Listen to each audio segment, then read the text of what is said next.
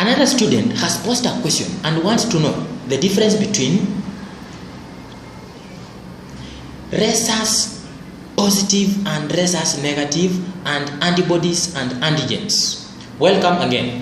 What you are supposed to understand is that when you look at your blood, we have proteins called antigens and proteins called antibodies.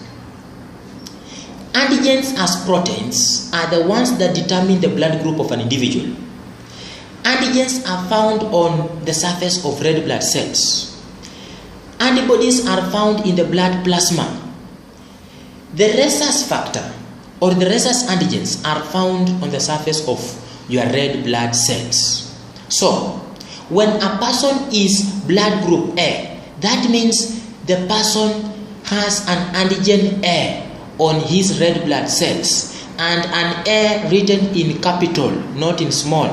So, a person with blood group A means he has an antigen on his red blood cells written as capital A. This person has an antibody B in his blood plasma, B written in small letters. That means a person with blood group A has antigen A on his red blood cell surface and has antibody A in the blood plasma.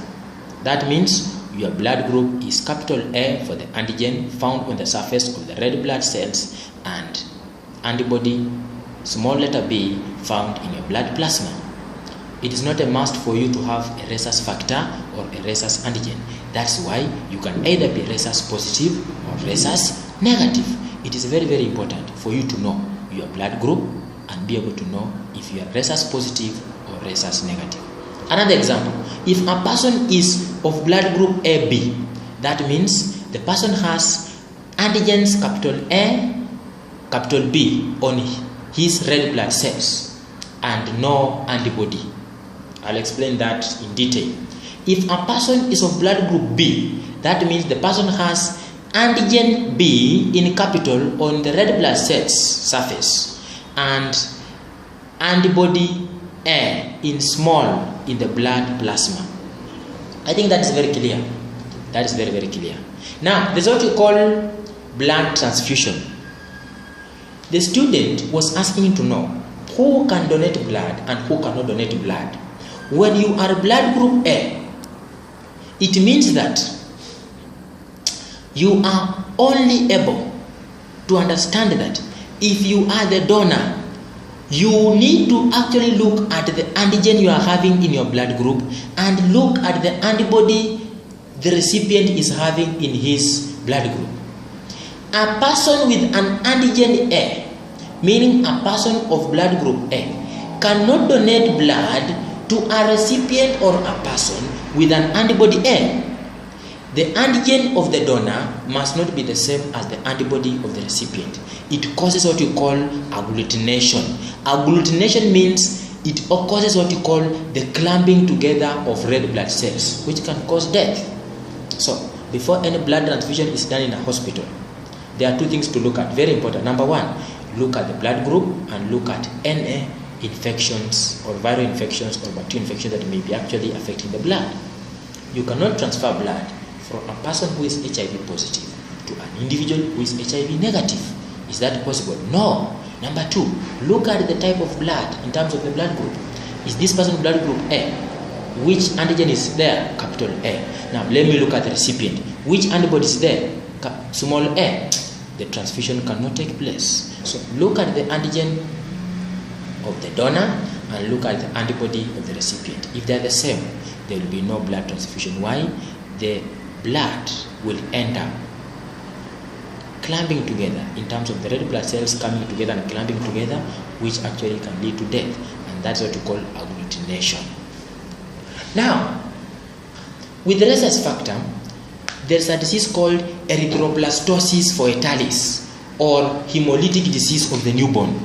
You are supposed to understand that when the mother is rhesus negative and the father is rhesus positive, and they end up having a kid who is still in the mother's womb, and the child most likely ends up inheriting the rhesus positive factor from the father, what happens? That is a danger zone. That is why, before you marry or get married, go to the hospital and try to look at your rhesus factor. Is it rhesus positive or rhesus negative as far as that status is concerned? Please, please, please. A mother who is rhesus negative and a father who is rhesus positive will give birth to children. These children will end up developing challenges if that challenge is not detected earlier and corrected on time. For example, there is a disease that affects children called erythroblastosis foetalis, or hemolytic disease of the newborn.